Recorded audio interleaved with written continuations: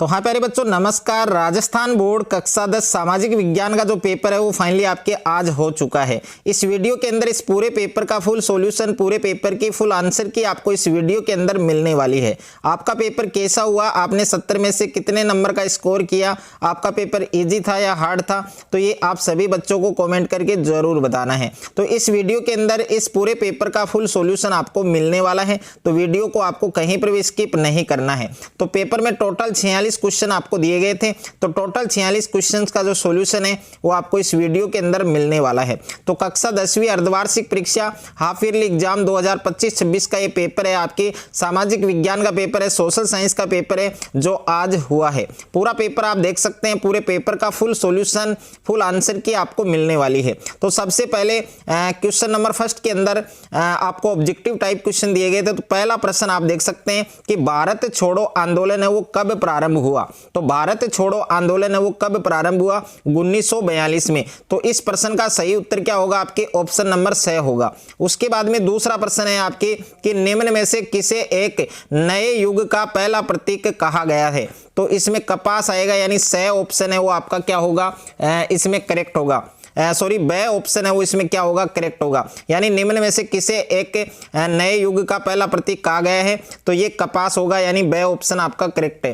तीसरा प्रश्न है गुलामगिरी पुस्तक के लेखक कौन है। तो गुलामगिरी पुस्तक है उसके लेखक कौन है, ज्योतिबा फुले। तो इस प्रश्न का सही उत्तर क्या होगा, ऑप्शन नंबर 6 होगा। उसके बाद में नेक्स्ट है आपके 4 नंबर प्रश्न है कि लौह अयस्क किस प्रकार का संसाधन है। तो लौह अयस्क वो किस प्रकार का संसाधन है, अनवीकरणीय संसाधन है। तो इस प्रश्न का सही उत्तर क्या होगा, आपके ऑप्शन नंबर द होगा। उसके बाद में नेक्स्ट है आपके 5वां प्रश्न दे रखा है आपको कि भारत में प्रोजेक्ट टाइगर है वो कब शुरू किया गया। तो भारत में प्रोजेक्ट टाइगर है वह उसकी जो शुरुआत है वो 1973 में हुई। तो इस प्रश्न का सही उत्तर क्या होगा, ऑप्शन नंबर द होगा। उसके बाद में नेक्स्ट है आपके 6ठा प्रश्न दे रखा है कि हीराकुंड बांध है वो कहां पर बनाया गया। तो हीराकुंड बांध है वो महानदी पर बनाया गया था। तो ए ऑप्शन है वो इसमें क्या होगा, करेक्ट होगा। उसके बाद में नेक्स्ट है आपके 7वां प्रश्न दे रखा है कि इनमें से कौन सी रेशेदार फसल है।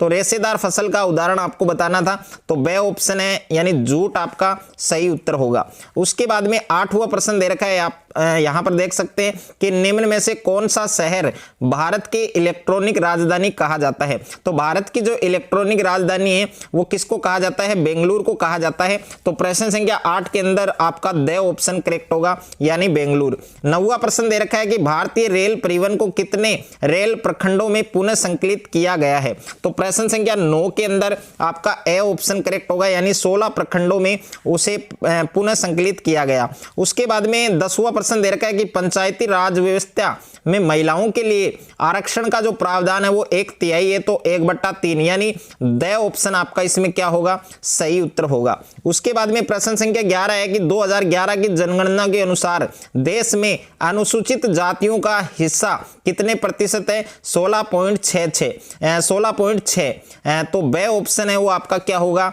करेक्ट होगा। उसके बाद में 12वां प्रश्न दे रखा है कि राजनीतिक दल है जो सरकार बनाता है उसको हम क्या कहते हैं। तो राजनीतिक दल जो सरकार बनाता है उसको सत्ताधारी दल कहते हैं। तो बे ऑप्शन आपका इसमें क्या होगा, करेक्ट होगा।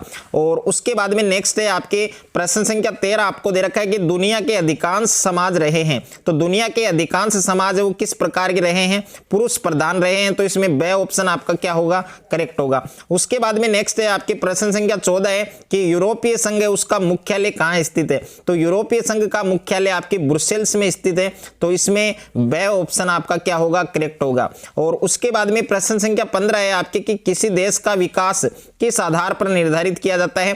तो प्रति व्यक्ति आय, साक्षरता स्थिति, औसत साक्षरता। तो ये सभी होंगे, तो द ऑप्शन है वो आपका इसमें क्या होगा, करेक्ट होगा। उसके बाद में नेक्स्ट है आपके प्रश्न संख्या 16 है कि भारत में सबसे बड़ा उत्पादक क्षेत्र कौन सा है, सेवा क्षेत्र के जो आपके तृतीय क्रिया में आता है। तो इसमें 6 ऑप्शन आपका क्या होगा, करेक्ट होगा।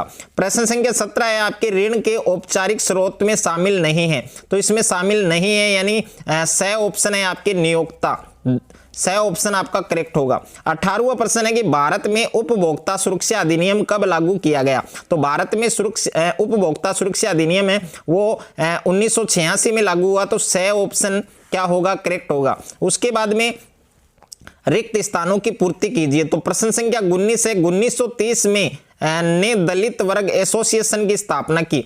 तो किसने की थी? डॉक्टर भीमराव अंबेडकर। तो इसमें आपको डॉक्टर भीमराव अंबेडकर आपको लिखना था। प्रश्न संख्या 20 है, भाप के इंजन का आविष्कार किसने किया?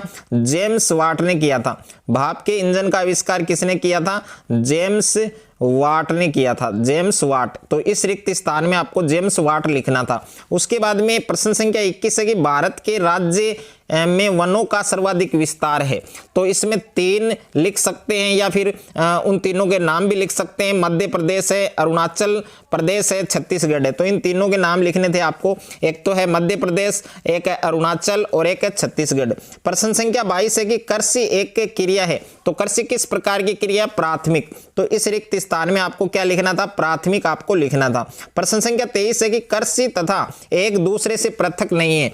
तो इस रिक्त स्थान में आएगा आपके उद्योग आएगा। इस रिक्त स्थान में आपको क्या लिखना था? उद्योग। उसके बाद में नेक्स्ट है आपके, नेक्स्ट आप देख सकते हैं प्रश्न संख्या यहां पर 24 आपको दे रखा है कि राजनीतिक दल के प्रमुख हिस्से हैं। तो राजनीतिक दल है उसके प्रमुख कितने हिस्से हैं? यहां पर आपको 3 लिखना था, 3 हिस्से हैं।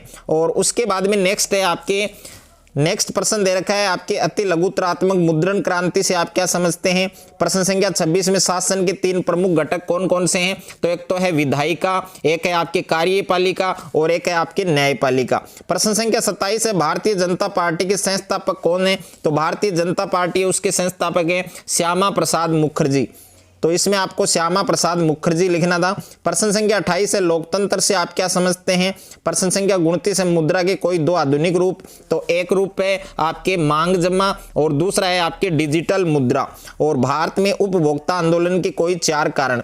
तो बाकी के जितने भी प्रश्न है ये आपके बड़े क्वेश्चंस हैं। तो इन सभी क्वेश्चंस का आंसर है वो आपको टेलीग्राम चैनल पर मिल जाएगा। टेलीग्राम चैनल पर ऑलरेडी मैंने पूरे पेपर की जो आंसर की है वो अपलोड कर दी है। तो वहां से आप डाउनलोड कर सकते हैं। और टेलीग्राम चैनल का लिंक वो मैंने डिस्क्रिप्शन में दे दिया है। तो वहां जाकर आप टेलीग्राम ग्रुप है उसको ज्वाइन कर सकते हैं।